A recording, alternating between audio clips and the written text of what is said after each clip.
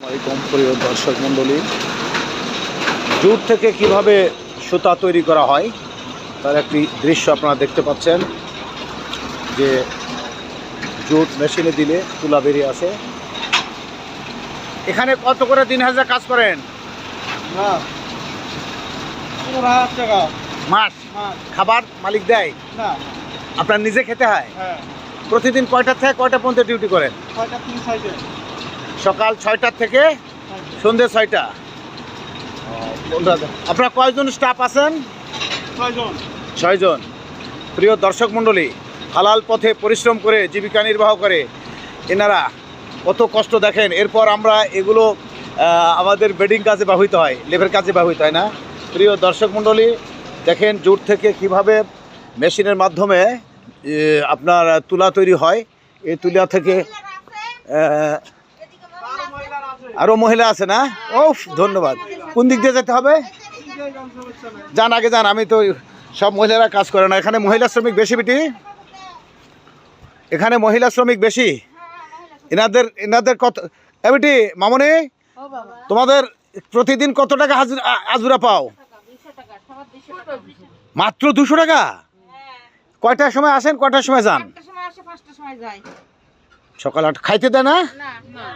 এত কম মূল্যে কাজ করে এইসব অভাবী মহিলারা।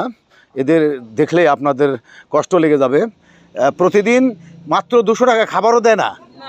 ও প্রিয় দর্শক মণ্ডলী, এসব পরিশ্রমী মহিলাদের কষ্টের কথা আপনাদের কাছে আমি তুলে ধরলাম। পুরুষ শ্রমিকদের ভাতা সম্মানে বেশি থাকলেও মহিলাদের ভাতা খুবই কম।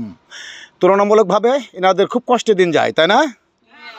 প্রিয় দর্শক মণ্ডলী, দেখতে পাচ্ছেন এই সোহেল রানার তুলার মিলে মহিলা কাজ করছে।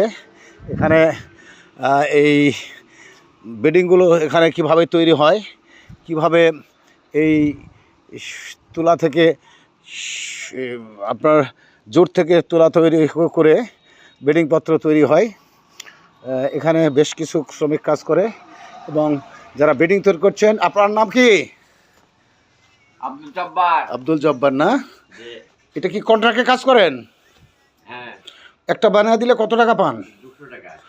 200 টাকা। এছাড়াও আর একজন ছেলে কাজ করছে। কি নাম বাবা তোমার? তুমিও একই কন্ট্রাক্টে কাজ করো? ধন্যবাদ। প্রিয় দর্শক মণ্ডলী, আপনারা সচিত্র প্রতিবেদন দেখছেন। এখানে জুট থেকে তুলা বের করে এগুলো জাজিম বা গদি তৈরি করা হয়।